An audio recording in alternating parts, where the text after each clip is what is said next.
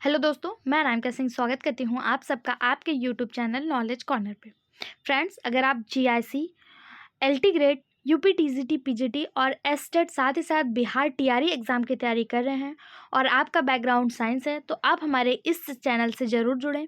इस वीडियो को पूरा देखें क्योंकि इसमें साइंस के सारे इंपॉर्टेंट क्वेश्चन, चाहे वो यूपी टीजीटी हो, यूपी पीजीटी हो, यूपी पीसीएस हो, एलटी ग्रेड हो, बिहार का कोई भी एग्ज़ाम हो, जिसमें भी साइंस के क्वेश्चन पूछे गए हैं उन सब के previous year question with discussion हम लोग आपके साथ जो है शेयर कर रहे हैं। इसमें एक क्वेश्चन, जैसे ये क्वेश्चन है और इसका जवाब ऑप्शन ए है, तो ऑप्शन ए के बारे में तो गैस्ट्रिन के बारे में हम बताएंगे। साथ ही साथ हर एक ऑप्शन का जो है हम लोग पोस्टमार्टम करते हुए, यानी सिक्रेटिन क्या है, पैनक्रियोजाइमिन क्या है, कोलेसिस्टोकाइनिन क्या है, सारे ऑप्शन को अच्छे से पढ़ते हुए जाएंगे क्योंकि एग्जामिनर हमेशा प्रीवियस ईयर क्वेश्चन से ही क्वेश्चन उठाता है, बस उसके पूछने का तरीका थोड़ा सा चेंज हो जाता है। तो प्रीवियस ईयर क्वेश्चन हमारे लिए बहुत ज़्यादा इंपॉर्टेंट होते हैं, चाहे वो किसी भी एग्जाम में आए हों। तो हर एग्जाम में प्रीवियस ईयर क्वेश्चन, अगर आपका बैकग्राउंड साइंस बायोलॉजी है तो आप हमारे इस चैनल को सब्सक्राइब कर लीजिए, वीडियो को लाइक करिए और सभी दोस्तों के साथ शेयर करिए। इसका एक पहले वीडियो हमने अपलोड किया है, अगर आपने देखा तो बहुत अच्छी बात है, अगर नहीं देखा तो हमारे इसी चैनल पे जाइए और उस वीडियो को भी जरूर देखिए, जिसमें हम लोग अभी तक 20 क्वेश्चन डिस्कस किए हैं। उसे आप 20 क्वेश्चन नहीं कह सकते, क्यों? क्योंकि 20 क्वेश्चन तो क्वेश्चन थे, इसके 4 ऑप्शन भी हम लोगों ने डिस्कस किया है, तो लगभग 80 क्वेश्चन जो है वो हम लोग डिस्कस कर चुके हैं। अभी हम लोग आज का क्वेश्चन यहाँ से स्टार्ट करेंगे और इसके ऑप्शन को भी अच्छे से पढ़ते हुए जाएंगे। अगर आपको वीडियो अच्छा लगता है तो कमेंट बॉक्स में अपना फीडबैक जरूर दीजिएगा और अपने सभी जानने वाले सभी दोस्तों, सभी रिश्तेदारों में ये चैनल शेयर करिएगा। साथ ही साथ अगर आपको इसका पीडीएफ चाहिए बिना किसी पैसे के, फ्री ऑफ कॉस्ट, तो हमारे टेलीग्राम चैनल को जरूर ज्वाइन करिएगा, जिसका लिंक आपको इसी वीडियो के डिस्क्रिप्शन बॉक्स में मिल जाएगा। आज का पहला क्वेश्चन है, पायलोरिक अर्क में हार्मोन्स होता है। पहली बात तो हम आपको बता दें, क्वेश्चन आपको हिंदी और इंग्लिश दोनों में मिलेंगे, एक्सप्लेनेशन भी आपको हिंदी और इंग्लिश दोनों में मिलेंगे। तो आप इंग्लिश बैकग्राउंड से या हिंदी बैकग्राउंड से हैं, किसी भी बच्चे को कोई भी प्रॉब्लम नहीं होगी। फिर भी अगर आपको कोई समस्या होती है तो आप कमेंट बॉक्स में ज़रूर बताइएगा, ठीक है। Pyloric extract contain the hormones gastrin, secretin, pancreozymin या फिर कोलेसिस्टोकाइनिन। पूछा जा रहा है कि पायलोरिक अर्क जो है उसमें कौन सा हार्मोन्स होता है। इसका सही जवाब ऑप्शन ए, गैस्ट्रिन। गैस्ट्रिन क्या है? तो गैस्ट्रिन एक पेप्टाइड हार्मोन है जो आमाशय यानी कि हमारा जो स्टमक है उसके पार्श्विक कोशिकाओं द्वारा गैस्ट्रिक एसिड, जिसे आप एचसीएल के नाम से जानते हैं, के स्राव को उत्तेजित करता है। ये जो गैस्ट्रिन होता है ये क्या कार्य करता है? एचसीएल यानी कि गैस्ट्रिक एसिड के स्राव को उत्तेजित करता है और गैस्ट्रिक गतिशीलता में उत्तेजना प्रकट करता है। यह गैस्ट्रिन कोशिकाओं द्वारा आमाशय यानी कि स्टमक, ग्रहणी और अग्नाशय, ग्रहणी क्या, स्मॉल इंटेस्टाइन और पैनक्रियाज के पायलोरिक निष्कर्षण यानी कि पायलोरिक एक्सट्रैक्ट में निर्मुक्त किया जाता है। इसकी निर्मुक्ति आमाशय में ल्यूमेन में, आमाशय के ल्यूमेन में पेप्टाइड द्वारा प्रेरित होता है, ठीक है। यानी कि ये निकलेगा कैसे, निर्मुक्त कैसे होगा? तो इस आमाशय में जो पेप्टाइड पाया जाता है, पेप्टाइड क्या है? तो प्रोटीन का ही पचा हुआ भाग, प्रोटीन पर जब पेप्सिन नामक हार्मोन, पेप्सिन नामक एंजाइम पड़ता है तो प्रोटीन पेप्टाइड में चेंज हो जाता है। यही पेप्टाइड गैस्ट्रिन को उत्तेजित करता है, ठीक है। अर्क, पायलोरिक अर्क में हार्मोन्स कौन सा होता है? गैस्ट्रिन होता है। ऑप्शन ए इसका सही जवाब हो जाएगा। अब हम अगर इसके और ऑप्शन को देख लें कि सिक्रेटिन क्या है, पैनक्रियोजाइमिन क्या है और कोलेसिस्टोकाइनिन क्या है, तो एक बार उस पर भी नज़र डाल लेते हैं। अगर बात करें सिक्रेटिन की, तो सिक्रेटिन जो है या आंत से रिलीज होता है, यानी कि इस इंटेस्टाइन से निकलने वाला एंजाइम है। पैनक्रियोजाइमिन क्या है? पैनक्रियोजाइमिन या स्टमक और पैनक्रियाज के माध्यम से निकलने वाला एंजाइम है। और कोलिसिस्टोकाइनिन जो है ये पित्त रस को उत्तेजित करता है, स्मॉल इंटेस्टाइन के ड्यूडेनम वाले भाग से सिक्रीट होता है और पित्त रस को उत्तेजित करता है, ठीक है, कोलिसिस्टोकाइनिन। अगला क्वेश्चन है, कुफर सेल्स यानी कि कुफर कोशिकाएं होती हैं। इलियम की अवशोषण कोशिकाएं, absorptive cell of ileum, phagocyte cell of liver यानी यकृत की फैगोसाइट कोशिकाएं, लेगरहंस की द्वीपकाओं की अल्फा कोशिकाएं, alpha cell of islet of Langerhans, या सेविसियस ग्रंथियों की स्रावी कोशिकाएं, secretory cell of sebaceous gland. Kupffer cells क्या होती हैं? इसका सही जवाब हो जाएगा option B, phagocytic cells of liver, यकृत की फेगोसाइट कोशिकाओं को कफर सेल्स कोशिकाएं होती हैं, क्योंकि रुधिर में उपस्थित हानिकारक जीवाणुओं को यकृत की कुफर कोशिकाएं जो होती हैं वो खा लेती हैं, भक्षण कर लेती हैं, इन्हें नष्ट कर देती हैं, इसलिए इन्हें फेगोसाइटोसिस कहते हैं। जब ये क्रिया होती है, जब लीवर में जितने भी हानिकारक जीवाणु होते हैं उनको ये कफर सेल्स जो होती हैं, कुफर कोशिकाएं जिन्हें आप कहते हैं, ये जब इनको नष्ट कर देती हैं, इनको खा लेती हैं, तो इसी प्रोसेस को, ये जो खाने की प्रोसेस है, इसे फेगोसाइटोसिस कहा जाता है। अगर पूछा जाए फेगोसाइटोसिस क्या है, तो लीवर में उपस्थित हानिकारक जीवाणुओं का भक्षण जब कुफर सेल्स के द्वारा किया जाता है तो उसे ही फेगोसाइटोसिस कहा जाता है। ठीक, इसका जो सही जवाब हो जाएगा वो हो जाएगा ऑप्शन ए, यकृत की फेगोसाइटिस कोशिकाएं कुफर कोशिकाएं होती हैं। कशेरुकों में भ्रूणा अवस्था में यकृत रुधिरोत्पादन यानी हीमोपोटेंटिक का कार्य जो है ये लाल रुधिर निर्माण में करता है, लाल रुधिर का निर्माण होता है। वयस्क अवस्था में इसके विपरीत यकृत की जो कुफर कोशिकाएं हैं ये निष्क्रिय एवं मृत लाल रुधिराणुओं को यानी आरबीसी को तोड़ फोड़ कर इनमें हीमोग्लोबिन को पित्त रंगों में बदलती हैं, जो पित्त के साथ ग्रहणी में पहुंचकर मल के साथ बाहर निकल जाता है। इस प्रक्रिया में हीमोग्लोबिन का लौह यकृत कोशिकाओं में संचित हो जाता है। ठीक है, कुफर सेल्स जो होती हैं ये भ्रूण अवस्था में अलग कार्य करती हैं और वयस्क अवस्था में अलग कार्य करती हैं। कुफर सेल्स भ्रूण अवस्था में क्या कार्य करती हैं, तो यही कुफर सेल्स भ्रूण अवस्था में यानी एम्ब्रियोनिक बेबी में, जब बेबी माँ के गर्भ में होता है तो आरबीसी का निर्माण करती हैं, लाल रुधिर कणिकाओं का निर्माण करती हैं। लेकिन वहीं जब व्यक्ति बड़ा हो जाता है, वयस्क अवस्था में पहुंच जाता है, तो यही कुफर सेल्स जो हमारे लीवर में पाई जाती हैं ये निष्क्रिय एवं जो मृत लाल को आरबीसी हैं, मृत रेड ब्लड सेल्स हैं, इनको तोड़ फोड़ कर हीमोग्लोबिन को पित्त रंगों में बदल देती हैं। ठीक है, ऑप्शन बी इसका सही जवाब हो जाएगा। सेबेसियस ग्लैंड से पसीना स्रावित होता है। लैंगरहैंस की दीपिकाओं अल्फा कोशिकाएं, आइसोलेट ऑफ लैंगरहैंस की जो अल्फा कोशिकाएं हैं ये हमारे पेनक्रियाज में पाया जाता है। ठीक है, और सेबेसियस ग्लैंड जो होते हैं इससे पसीना का स्रावण होता है, इससे भी एक्सक्रीटरी प्रोडक्ट जो है वो शरीर से बाहर निकलता है। अगला क्वेश्चन, यकृत कई कार्य करता है जिनमें से एक है ऊतन लयन, प्रोटीन का पाचन, ग्लाइकोलिसिस, लवण संतुलन बनाए रखना। Liver perform several function, one of this function is, मतलब लीवर के तो बहुत सारे कार्य हैं लेकिन इनमें से बताना है कि एक कौन सा कार्य है लीवर का, तो इसका सही जवाब हो जाएगा ऑप्शन सी, ग्लाइकोजेनेसिस इसमें से लीवर का कार्य है। कार्बोहाइड्रेट उपापचय का मुख्य केंद्र ही लीवर होता है। कार्बोहाइड्रेट के उपापचय यानी कि डाइजेशन से संबंधित चरण जो होते हैं वो कुछ इस प्रकार होते हैं, जिसमें पहला ग्लाइकोजेनेसिस होता है। ग्लाइकोजेनेसिस, ग्लूकोज से ग्लाइकोजन का निर्माण होता है। ग्लाइकोजेनेसिस में अगर पूछा जाए ग्लाइकोजेनेसिस क्या है, तो ग्लाइकोजेनेसिस में ग्लूकोज से ग्लाइकोजन का निर्माण होता है। वहीं एक और प्रोसेस होता है जिसे आप ग्लाइकोजेनोलिसिस कहते हैं। यहाँ पे ग्लाइकोजेनेसिस लिखा है ना, लेकिन वो होता है ग्लाइकोजेनोलिसिस। ग्लाइकोजेनोलिसिस क्या है, तो इसमें ग्लाइकोजन से ग्लूकोज का निर्माण होता है। एक होता है ग्लूकोनियोजेनेसिस, इसमें क्या होता है, तो इसमें अमीनो एसिड जो होता है वो वसा से ग्लूकोज का निर्माण करते हैं। यहाँ पे हम लोग देख लेते हैं ग्लाइकोजेनेसिस की प्रक्रिया क्या होती है। तो ग्लाइकोजेनेसिस की जो प्रक्रिया होती है इसमें ग्लूकोज से ग्लाइकोजन का निर्माण होता है। ग्लूकोज से ग्लाइकोजन का निर्माण कौन सी प्रक्रिया के द्वारा होता है, ग्लाइकोजेनेसिस के द्वारा होता है। फिर बात करें ग्लाइकोजेनोलिसिस में क्या होता है, तो इसमें ग्लाइकोजन से ग्लूकोज का निर्माण होता है। अगर बात करें ग्लूकोनियोजेनेसिस, इसमें क्या होता है, इसमें अमीनो एसिड वसा से ग्लूकोज का निर्माण होता है। अमीनो एसिड या वसा से ग्लूकोज का निर्माण होता है। ठीक है, ये तीनों अलग अलग प्रोसेस हैं। क्वेश्चन में पूछा है आपसे कि यकृत कौन सा कार्य करता है, तो यकृत ग्लाइकोजेनेसिस का कार्य करता है। ऑप्शन सी इसका सही जवाब हो जाएगा। प्रोटीन का पाचन यकृत के द्वारा नहीं होता है। प्रोटीन का पाचन स्टमक में होता है, इंटेस्टाइन में होता है और पेनक्रियाज पेनक्रियाज से निकलने वाले एंजाइम्स के द्वारा होता है। ठीक है, अगला क्वेश्चन, पित्त वसा के पाचन में सहायता करता है क्योंकि bile helps in digestion of fat because. पित्त वसा के एक बार इसमें इसका जो ऑप्शन है हिस्टोलिसिस, इसको देख लेते हैं। ऊतन संलयन क्या होता है? तो हिस्टोलिसिस जो है ये ऊतन के टूटने या विघटन की प्रक्रिया होती है। हिस्टो अपने आप में हिस्टो का मतलब ही होता है टिश्यू।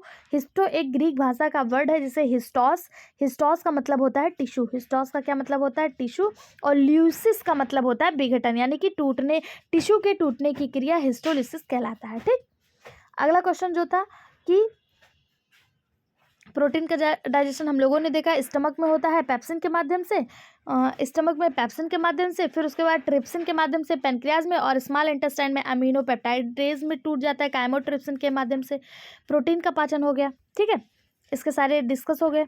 अब देख लेते हैं हम लोग अगला question. Biles help in digestion of fat because. पित्त वसा के पाचन में सहायता करता है क्योंकि पित्त जो है ये कोई भी डाइजेस्टिव एंजाइम नहीं रखता है, फिर भी यह वसा के पाचन में सहायता करता है क्योंकि यह वसा पचाने वाले एंजाइम को सक्रिय करता है। बिल्कुल गलत बात, गलत या सही क्या होगा? गलत है।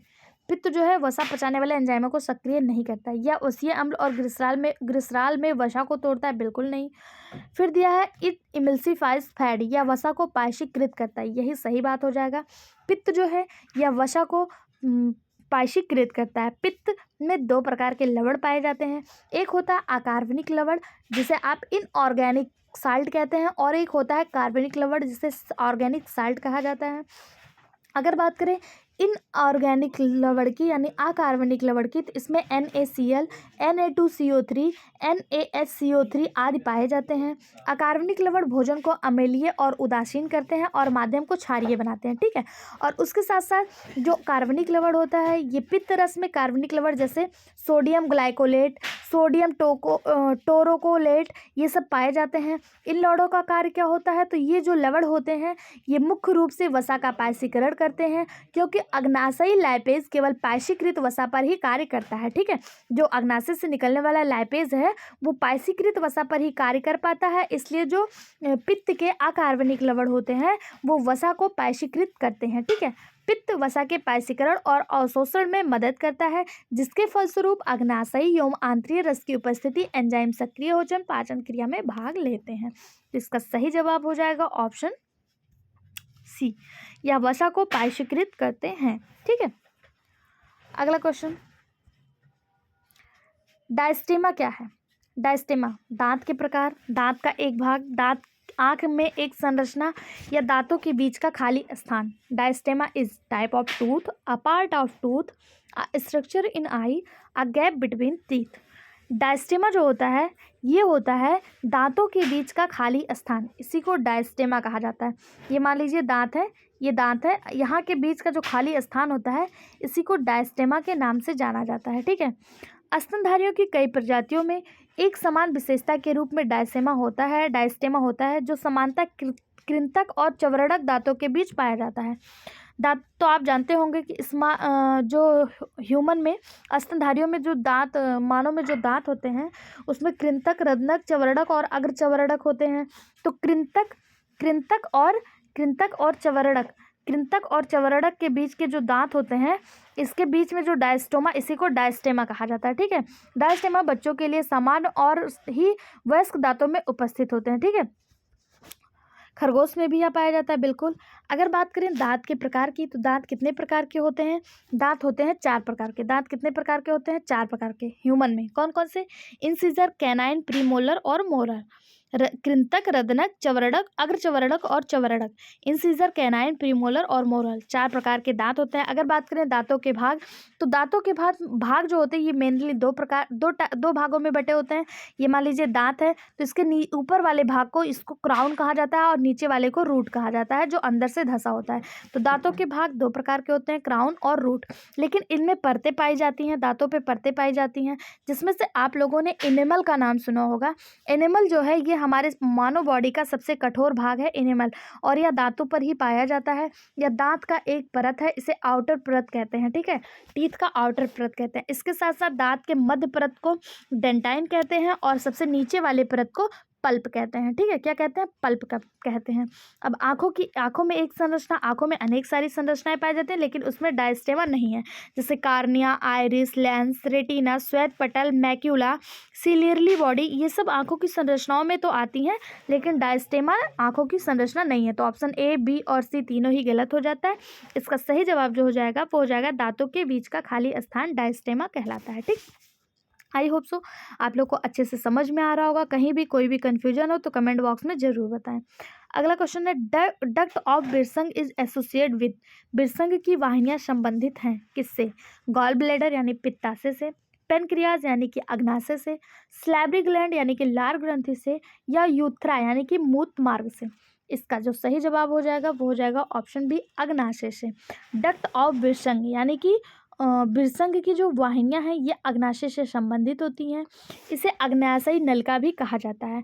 अगर पूछा जाए आपसे अग्नाशयी नलिका या कॉमन बाइल डक्ट कौन सा है?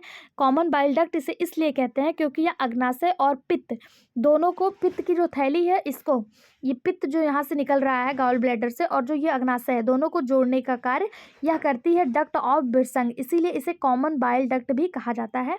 ठीक है, क्या कहा जाता है? कॉमन बाइल डक्ट कहा जाता है। इसे अग्नाशयी नलिका भी कहा जाता है। डक्ट ऑफ बिरसंग होता क्या है? या इस तरह एक संरचना होती है डक्ट ऑफ बिरसंग। यहाँ पे आप देख पा रहे हैं ये आपका अग्नाशय है, ये वाला भाग पत्ती नुमा संरचना लंबी और चपटी होती है, यह आपका अग्नाशय है, और यहाँ से लीवर आता है। लीवर में आपको गॉल ब्लैडर प्रेजेंट होगा, और यहीं से निकलता है common bile duct. Common bile duct, ये जो डॉट डॉट संरचना है ये कॉमन बाइल डक्ट है। ठीक है, इसी को डक्ट ऑफ बिरसंग भी कहा जाता है। ऑप्शन बी इसका सही जवाब हो जाएगा। अगला क्वेश्चन, ऑरबैक प्लेक्सस पाया जाता है। Auerbach plexus are found in gastrointestine tract, liver, kidney या हार्ट। ऑरबैक प्लेक्सस किसमें पाया जाता है? अच्छा, इसके ऑप्शन नहीं डिस्कस किए, एक बार देख लेते हैं। ठीक है, इसके ऑप्शंस भूल गए थे, एक बार देख लेते हैं। गॉल ब्लैडर, गॉल ब्लैडर को आप सभी जानते हैं, यहाँ से क्या कहते हैं, पित्ताशय है, और यहाँ पे पित्त रस जो होता है वो स्टोर होता है। दूसरा है पेनक्रियाज, पेनक्रियाज को आपने देखा, यहाँ से जो है ये अग्नाशय जो होता है यहाँ से डक्ट ऑफ बिरसंग निकलता ही है। बात करें अगर स्लैबरी ग्लैंड की, तो स्लैबरी ग्लैंड जो होता है, एक स्लैबरी ग्लैंड 3 प्रकार के होते हैं। स्लैबरी ग्लैंड कितने प्रकार के होते हैं? 3 प्रकार के। लार ग्रंथियाँ 3 है, कौन कौन सी? पैरोटिड, सबमैंडिबुलर और सबलिंगुअल, या जोड़े में होती हैं। पैरोटिड, सबमैंडिबल और सबलिंगुअल, ये पत्ती नुमा संरचना होती है और यह हमारे जीवा पर पाई जाती हैं। इसे लार ग्रंथियाँ कहा जाता है। यह कितने प्रकार की होती हैं? 3 प्रकार की। नाम क्या क्या है? पैरोटिड, सबमैंडिबुलर और सबलिंगुअल। ठीक है, बात करें यूरेथ्रा की, तो यह ट्यूब लाइक स्ट्रक्चर होता है। यूरेथ्रा जिसे आप मूत्र मार्ग कहते हैं, यह ट्यूब लाइक स्ट्रक्चर होता है जो मूत्राशय से मूत्र को शरीर से बाहर निकालता है। ठीक है, यह क्या करता है? शरीर से बाहर निकालता है। और इसकी लंबाई अगर पूछ लें तो मेल और फीमेल में इसकी लंबाई अलग अलग होती है। मेल में जो इसकी लंबाई होती है वह 20 सेंटीमीटर होती है। कितनी होती है? 20 सेंटीमीटर या लगभग 8 इंच के बराबर होती है। और ये जो मेल में होता है तो यह मेल के लिंग के सिरे तक फैला होता है, इसलिए इसकी लंबाई ज़्यादा होती है। फीमेल में इसकी लंबाई केवल 4 सेंटीमीटर होती है। कितनी होती है? 4 सेंटीमीटर, या फिर आप 1.5 इंच कह सकते हैं। या योनि के बाहरी हिस्से जिसे वाल्वा कहा जाता है, वाल्वा वहाँ पर खुलती है। ठीक है, यूथ्रा, और यह क्या करती है? यह शरीर से मूत्र को बाहर निकालने का कार्य करती है। यह एक ट्यूब लाइक संरचना होती है। अगला क्वेश्चन देख लेते हैं। ऑरबैक्स प्लेक्सस पाया जाता है। Auerbach's plexus are found in gastrointestinal tract में, यकृत में, किडनी में या हार्ट में। ऑरबैक्स प्लेक्सस कहाँ पाया जाता है? इसका सही जवाब हो जाएगा option A, gastrointestinal tract. Auerbach's plexus, या जिसे आप माइंत्रिक प्लेक्सस कहते हैं, मैंटेरिक प्लेक्सस, इसी को मैंटेरिक प्लेक्सस या फिर ऑरबैक्स प्लेक्सस कहा जाता है। यह तंत्रिका तंत्र का एक हिस्सा होता है। किसका हिस्सा होता है? आंतों के तंत्रिका तंत्र का। आंतों का तंत्रिका तंत्र यानी gastro intestinal tract. Gastro intestinal tract इसे क्यों कहा गया? गैस्ट्रो यानी कि स्टमक हो गया, और इंटेस्टाइन यानी इंटेस्टाइन, जो स्टमक और इंटेस्टाइन दोनों को कनेक्ट करता है उसे गैस्ट्रो इंटेस्टाइनल ट्रैक्ट कहा जाता है। और इसे आंतों का तंत्रिका तंत्र भी कहा जाता है।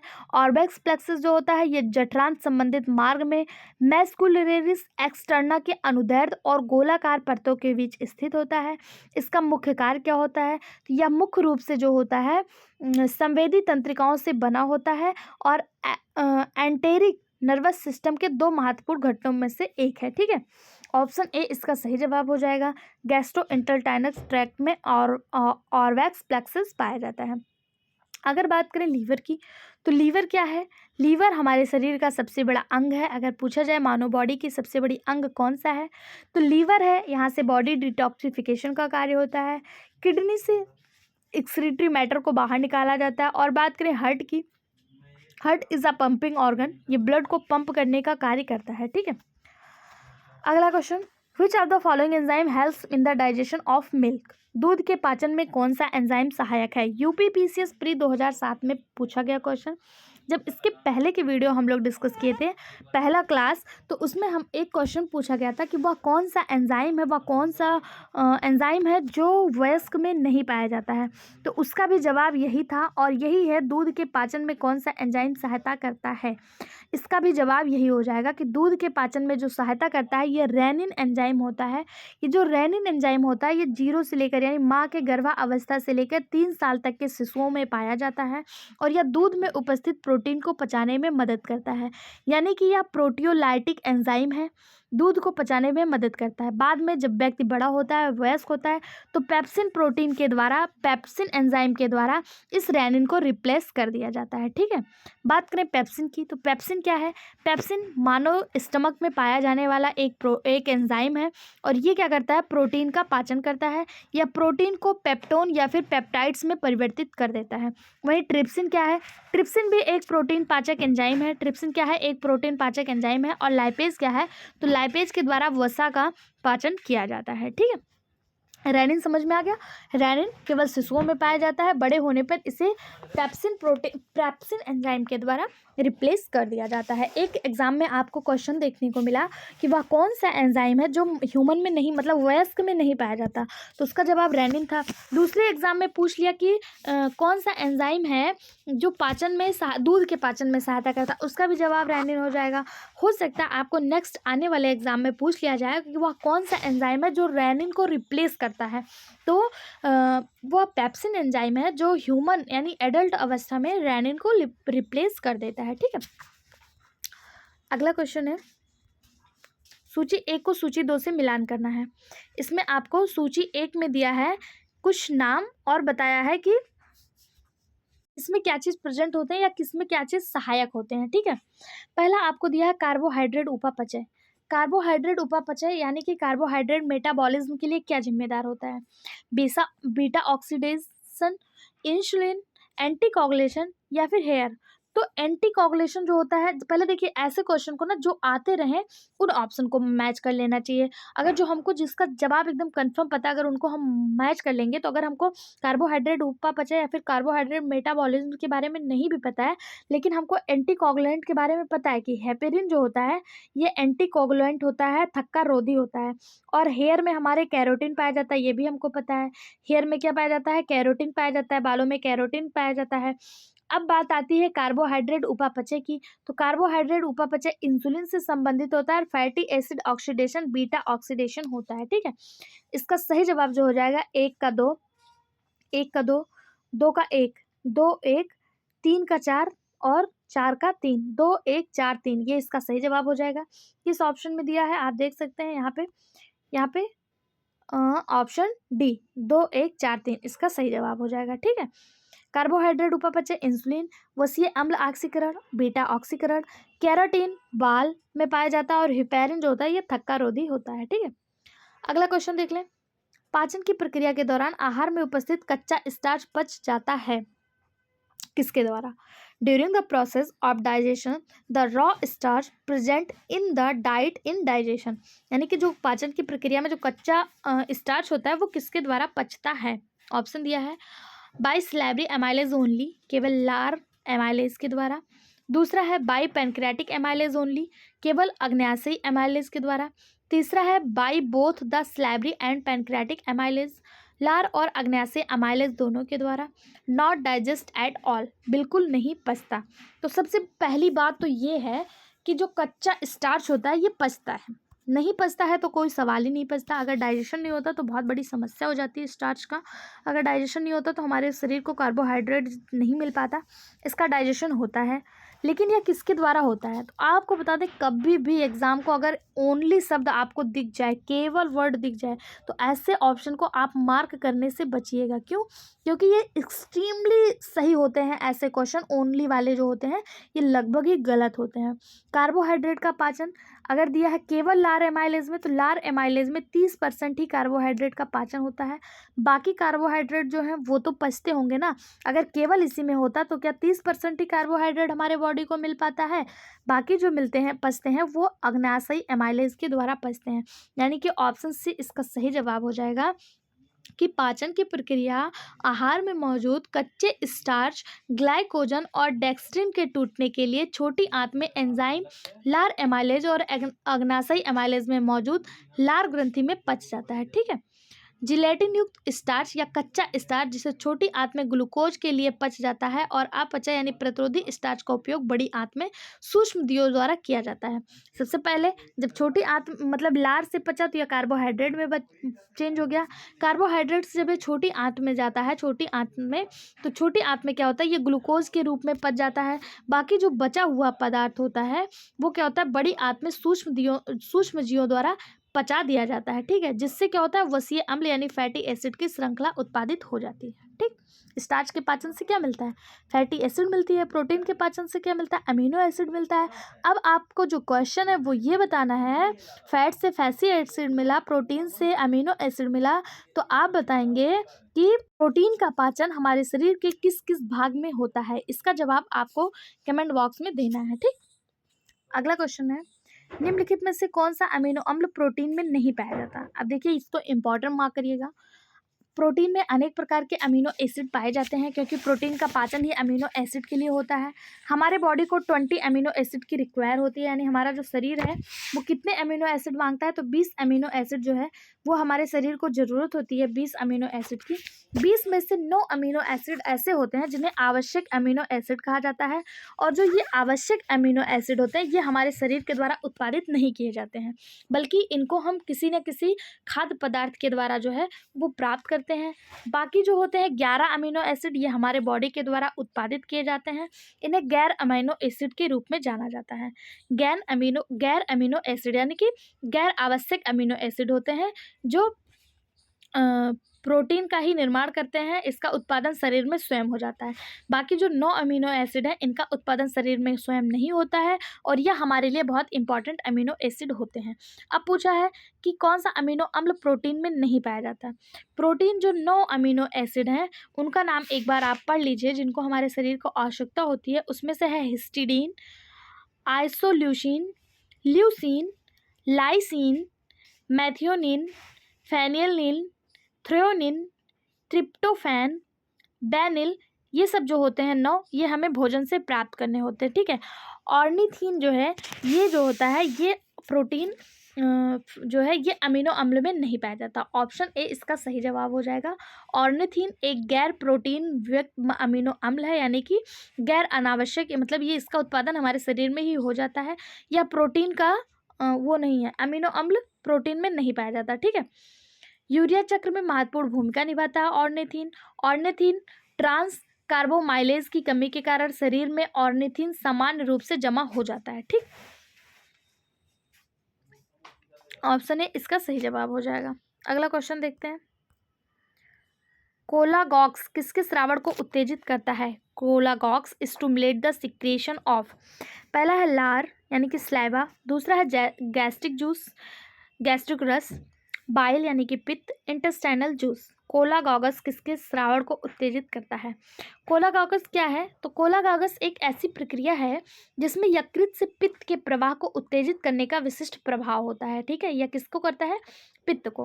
पित्त क्या करता है? तो यह मानव शरीर में जो वसा होता है उसका पायसीकरण और अवशोषण करने में पित्त मदद करता है, और पित्त को स्रावित होने के लिए उत्तेजित कौन करता है? तो यही कोलागॉगस सेल करते हैं। ठीक है। ऑप्शन सी इसका सही जवाब हो जाएगा। स्लाइवा जो है लार, लार क्या है? तो लार एमाइलेज कार्बोहाइड्रेट के पाचन को यानी कि स्टार्च को माल्टेज में बदल देता है। और इंटेस्टाइनल जूस जो होते हैं ये भोजन को क्षारीय बनाने और इससे कई प्रकार के जूस निकलते हैं, वो क्या करते हैं, भोजन को पचाने में महत्वपूर्ण भूमिका निभाते हैं। ठीक है। गैस्ट्रिक रस या गैस्ट्रिक जूस के रूप में किसे जाना जाता है? HCl को जाना जाता है, हाइड्रोक्लोरिक एसिड इसका फुल फॉर्म होता है। इसका pH अम्लीय होता है। अगला क्वेश्चन, मनुष्य में स्वास्थानी जीभ की तुलना में उभरी हुई जीभ से किसी विशेष स्वाद की पहचान की गति है? धीमा, तीव्र, अपरिवर्तित, शुरू में तीव्र फिर धीमा। In man the speed of recognizing of a particular taste with a product tongue compare to the tongue in to is.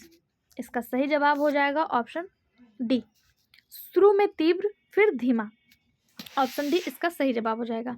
स्वास्थायी जीभ की तुलना में उभरी हुई जीभ के साथ विशेष स्वाद की पहचान की गति शुरू में तीव्र होती है, फिर कैसी हो जाती है? धीमी हो जाती है। ऑप्शन डी इसका सही जवाब हो जाएगा।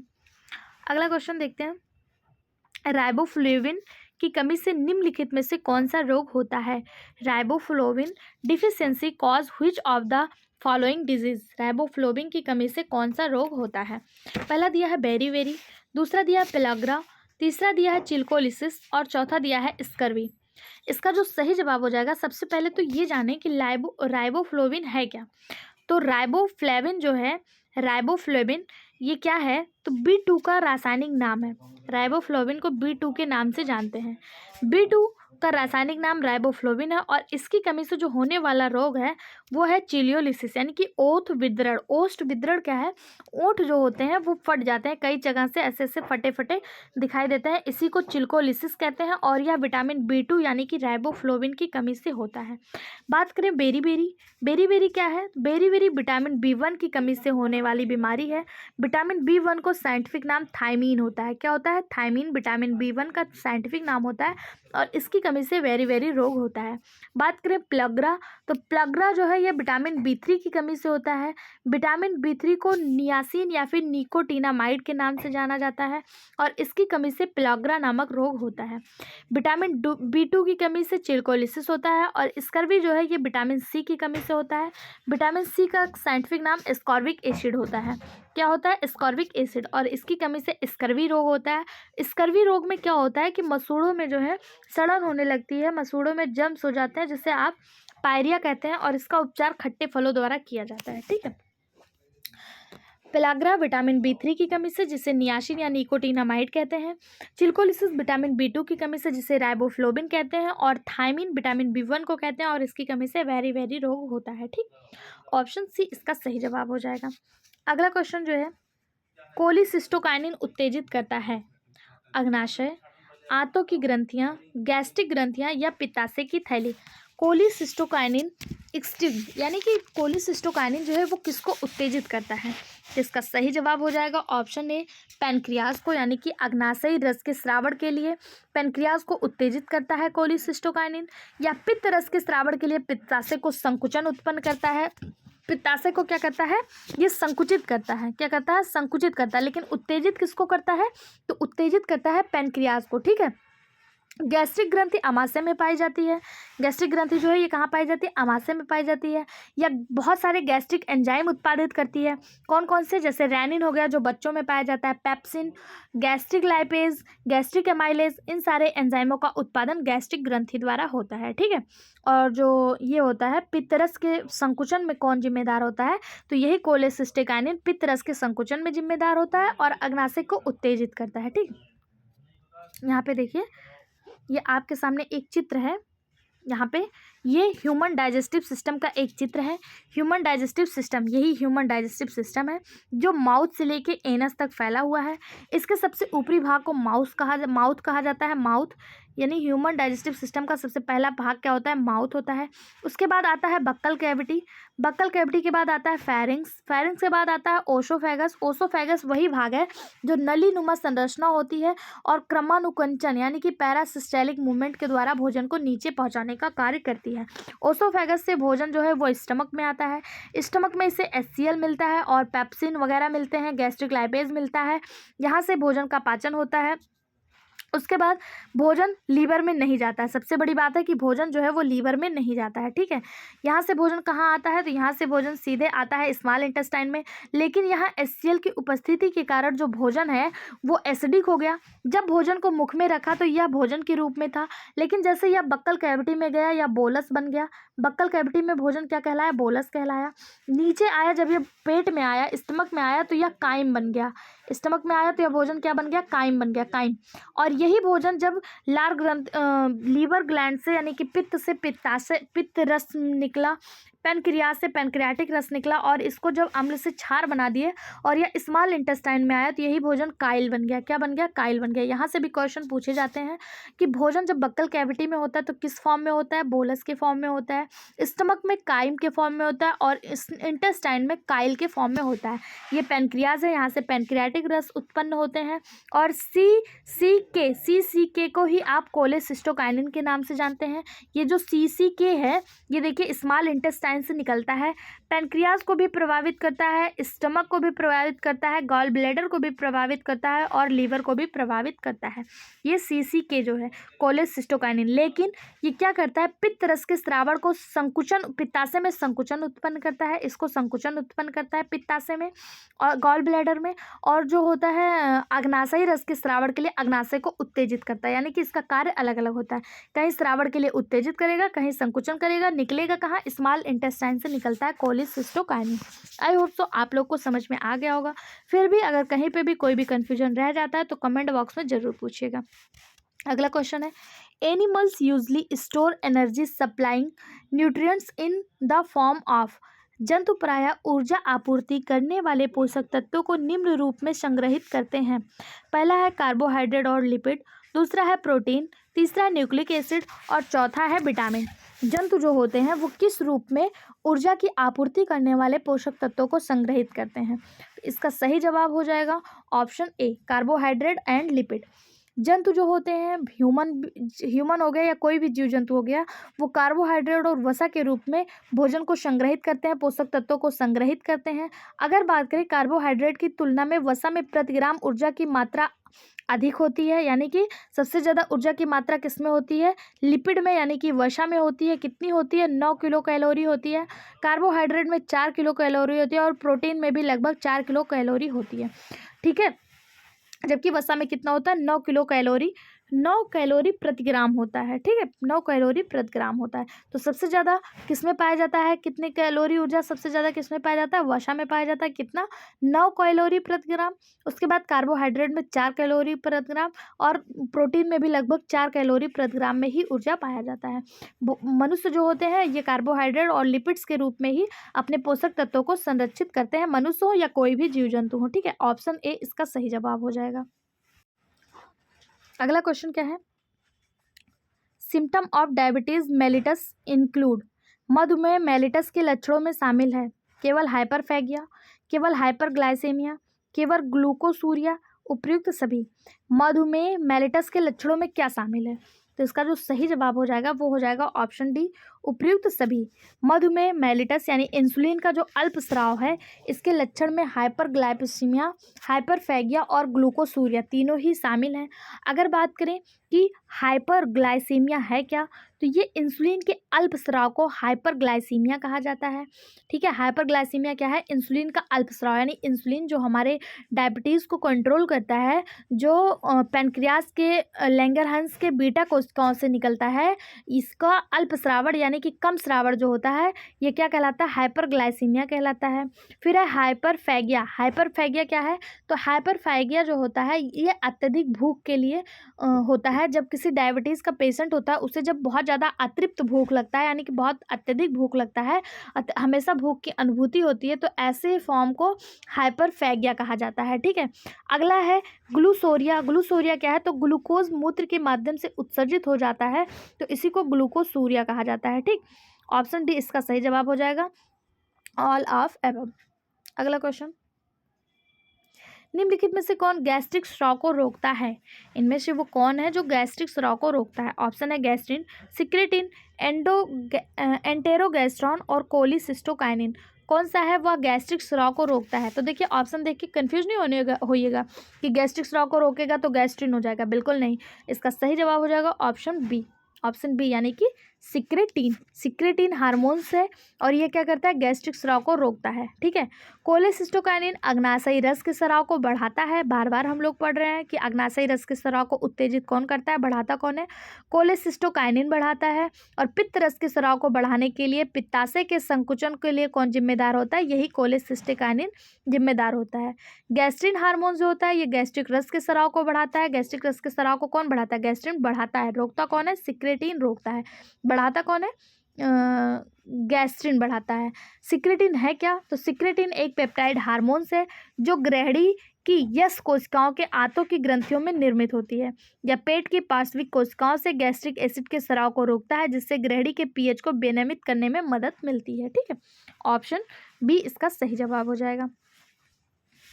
अगला क्वेश्चन, पाचन से जुड़े निम्नलिखित में से किस स्राव में एंजाइम नहीं होता है? Which of the following secretion associated with digestion does not have enzyme? इसको हम लोग बहुत बार पढ़ चुके हैं। आई होप सो आप सभी को इसका जवाब पता होगा। क्या वो पित्त है यानी कि बाइल है, गैस्ट्रिक जूस यानी गैस्ट्रिक रस है, लार है या फिर अग्नाशयी रस है? वह कौन सा एंजाइम है, वह कौन सा पाचन से संबंधित, यहाँ पे पाचन से संबंधित क्रिया है जिसमें डाइजेस्टिव एंजाइम नहीं होता है? इसका सही जवाब हो जाएगा ऑप्शन ए बाइल। बाइल में कोई भी एंजाइम नहीं पाया जाता है, यकृत द्वारा स्रावित होता है और बाइल डक्ट यानी कि गॉल ब्लैडर में बाइल जो पित्ताशय यानी कि गॉल ब्लैडर में बाइल डक्ट में ये स्टोर होता है। गॉल ब्लैडर नहीं, बार बार गॉल ब्लैडर निकल रहा है, बाइल डक्ट में ये स्टोर होता है। ठीक है, जिसे पित्ताशय कहते हैं, उसी में स्टोर होता है और इसमें भी कोई भी एंजाइम नहीं पाया जाता है। लेकिन कोई भी एंजाइम ना होते हुए भी ये बाइल जो होता है ये वसा के पाचन में महत्वपूर्ण रोल निभाता है, वसा का इमल्सिफिकेशन करता है, वसा का पायसीकरण करता है। अगर ये वसा का पायसीकरण ना करे तो हमारा स्मॉल इंटेस्टाइन जो है ये वसा का एब्जॉर्प्शन ना कर पाए। क्यों? क्योंकि वसा पायसीकृत होने के बाद ही स्मॉल इंटेस्टाइन जो होता है वो वसा के डाइजेशन कर सकता है। उसके पास पायसीकृत वसा को डाइजेस्ट करने की ही कैपेसिटी होती है और वसा का पायसीकरण कौन करता है, यही बाइल करता है। ठीक है, पित्त रस में कोलेस्ट्रॉल, पित्त लवण और फास्फोलिपिड जैसे पदार्थ पाए जाते हैं, जबकि पित्त रस में कोई भी पाचक एंजाइम नहीं पाया जाता है। अग्नाशयी रस में कार्बोहाइड्रेट, वसा, प्रोटीन और पाचक के लिए पाचक एंजाइम पाए जाते हैं, लेकिन पित्त रस में कोई भी पाचक एंजाइम नहीं पाए जाते हैं। गैस्ट्रिक रस यानी कि गैस्ट्रिक जूस यह हमारे स्टमक में निकलता है और यह एचसीएल रिलीज करता है। लार से स्लैबरी एमाइलेज और टाइलिन निकलता है जो कार्बोहाइड्रेट के पाचन के लिए जिम्मेदार होता है। और बाइल जो होता है इसमें कोई भी एंजाइम नहीं पाया जाता है। ठीक है, अगला question, cystic ducts comes out from the, पित्ताशय वाहिनियां निकलती हैं, पित्ताशय की थैली, हिपैटिक लोब, अग्नाशय लोब या यकृत? पित्ताशय वाहिनियां यानी सिस्टिक डक्ट, अगर हिंदी इंग्लिश पढ़ेंगे सिस्टिक डक्ट तो हो सकता है आप कंफ्यूज हो जाएं, लेकिन अगर हिंदी पढ़ेंगे पित्ताशय वाहिनियां निकलती हैं, तो पित्ताशय वाहिनियां कहाँ से निकलेंगी, गॉल ब्लैडर से ही, पित्ताशय की थैली से। पित्ताशय वाहिनियां हैं तो कहाँ से निकलेंगी, गॉल ब्लैडर से ही ना, पित्ताशय की थैली से ही निकलेंगी। तो ऑप्शन ए इसका सही जवाब हो जाएगा। पित्ताशय वाहिनियां कहाँ से निकलती हैं, पित्ताशय की थैली यानी गॉल ब्लैडर से निकलती हैं। यकृत वाहिनी यकृत लोब से उत्पन्न होती हैं। पित्ताशय वाहिनी पित्त को पित्ताशय की थैली तक ले जाती हैं, यानी कि यह क्या होता है, एक डक्ट होता है, एक नलिका होती है जो यकृत है, ये जब पित्त को बनाता है तो इसमें कई सारी नलिकाएं होती हैं जो पित्त को जो है इस बाइल डक्ट तक लाने का कार्य करती हैं। ठीक है, गॉल ब्लैडर तक लाने का कार्य करती हैं। ठीक, गॉल ब्लैडर तक ये पित्त को ले आती हैं बाइल डक्ट के माध्यम से। तो पित्ताशय वाहिनी यानी सिस्टिक डक्ट जो होती हैं ये कहाँ होती हैं, कहाँ से निकलती हैं, पित्ताशय की थैली से निकलती हैं। एक बार डायग्राम के माध्यम से हम लोग अभी देख लेंगे। पित्ताशय वाहिनियाँ पित्त को पित्ताशय की थैली तक ले जाती हैं। पित्ताशय वाहिनी और यकृत वाहिनी संयुग्मित होकर मूल पित्त वाहिनी बनाती हैं, जैसे कि आप यहाँ चित्र के माध्यम से देख पा रहे हैं। देखिए यहाँ पे देखिए, हिपैटिक डक्ट जो होता है ये लीवर से संबंधित होता है। ठीक है, ये लेफ्ट हिपैटिक डक्ट हो गया, यहाँ पे मान लीजिए लीवर है। अरे एक मिनट, मैं इसको डायग्राम को अच्छे से समझाने की कोशिश करती हूँ। ये देखिए, ये मान लीजिए लीवर है, लीवर के जस्ट नीचे आपका गॉल ब्लैडर होता है, ये गॉल ब्लैडर हो गया। यहाँ से निकलने वाला राइट हिपैटिक डक्ट और लेफ्ट हिपैटिक डक्ट, ये जब आपस में मिलते हैं तो ये सिस्टिक डक्ट का निर्माण करते हैं। राइट हिपैटिक डक्ट और लेफ्ट हिपैटिक डक्ट जब आपस में मिले तो ये किसका निर्माण किए? सिस्टिक डक्ट का निर्माण किए। यानी कि राइट हिपैटिक डक्ट और लेफ्ट हिपैटिक डक्ट जब आपस में मिले तो किसका निर्माण किए? सिस्टिक डक्ट का निर्माण किए, सिस्टिक डक्ट। अब ये सिस्टिक डक्ट बन गया। अब इसी सिस्टिक डक्ट को कॉमन हिपैटिक डक्ट भी कहा जाता है। क्या कहा जाता है? Common hepatic duct. क्यों कहा जाता है? क्योंकि यहाँ पे राइट हिपैटिक डक्ट और left hepatic duct, sorry cystic duct नहीं निकला, एक मिनट मैं एक बार फिर से बताती हूँ उसको। ये मान लीजिए लीवर है, ये लीवर है, ठीक है। लीवर से निकले दो डक्ट, एक राइट की तरफ से निकले राइट हिपैटिक डक्ट, लेफ्ट की तरफ से निकला लेफ्ट हिपैटिक डक्ट। ये दोनों जब आपस में मिले तो ये बन गए कॉमन हिपैटिक डक्ट। अब ये क्या बन गए? Common hepatic duct. Common hepatic duct से ही एक डक्ट निकलता है जो गॉल ब्लैडर से अटैच होता है, इसी को सिस्टिक डक्ट कहा जाता है। वह डक्ट जो कॉमन हिपैटिक डक्ट से निकलता है और गॉल ब्लैडर से अटैच होता है, इसी को सिस्टिक डक्ट कहा जाता है। सिस्टिक डक्ट और कॉमन हिपैटिक डक्ट ये दोनों जब संयुक्त रूप से आगे बढ़ते हैं तो बाइल डक्ट का निर्माण करते हैं। किसका निर्माण करते हैं? बाइल डक्ट का निर्माण करते हैं। बाइल डक्ट कहाँ जाता है? तो यह स्मॉल इंटेस्टाइन के ड्यूडेनम वाले भाग में जाकर जो है यहाँ से पित्त रस को जो है स्मॉल इंटेस्टाइन के ड्यूडेनम वाले भाग में जाके गिरा देता है। आई होप सो आप लोग को समझ में आया होगा। एक बार फिर से इस डायग्राम को हम लोग पढ़ लेते हैं क्योंकि यह इंपॉर्टेंट है, इसे ध्यान से देखिएगा। ये हमारा लीवर हो गया, लीवर से निकला राइट हिपैटिक डक्ट राइट की तरफ से, और लेफ्ट की तरफ से निकला left hepatic duct. Left hepatic duct और राइट हिपैटिक डक्ट एक होकर बनाते हैं common hepatic duct. Common hepatic duct gall bladder से एक नलिका जाती है जिसे सिस्टिक डक्ट कहा जाता है। गॉल ब्लैडर से आने वाला सिस्टिक डक्ट और कॉमन हिपैटिक डक्ट ये जब आपस में जुड़ते हैं तो ये बनाते हैं बाइल डक्ट। बाइल डक्ट, ये बाइल डक्ट क्या करता है? तो ये यही जो है बाइल जूस को ड्यूडेनम जो स्मॉल इंटेस्टाइन का भाग होता है, बाइल जूस को ड्यूडेनम में पहुंचाने का कार्य करता है, ठीक है। आई होप सो आप लोग को समझ में आ गया होगा कि सिस्टिक डक्ट जो होते हैं वो पित्ताशय की थैली से जुड़े होते हैं। जहाँ यहाँ पे आप चित्र के माध्यम से देख पा रहे हैं ये किससे जुड़े होते हैं? गॉल ब्लैडर पित्ताशय की थैली से जुड़े हुए हैं। आई होप सो आप लोग को सब कुछ समझ में आ गया होगा। फिर भी कहीं भी कोई भी कन्फ्यूजन हो तो कमेंट बॉक्स में ज़रूर बताइएगा। इस तरह के और वीडियो पाने के लिए चैनल को सब्सक्राइब कर लीजिए, वीडियो को लाइक करिए और सभी दोस्तों के साथ शेयर करिए। साथ ही इसका PDF आपको हमारे टेलीग्राम चैनल पर बिना किसी चार्ज के फ्री में प्रोवाइड करवाया जा रहा है। उस टेलीग्राम चैनल का लिंक आपको इसी वीडियो के डिस्क्रिप्शन बॉक्स में मिल जाएगा, आप उसे भी ज़रूर ज्वाइन करें। वीडियो में बने रहने के लिए धन्यवाद।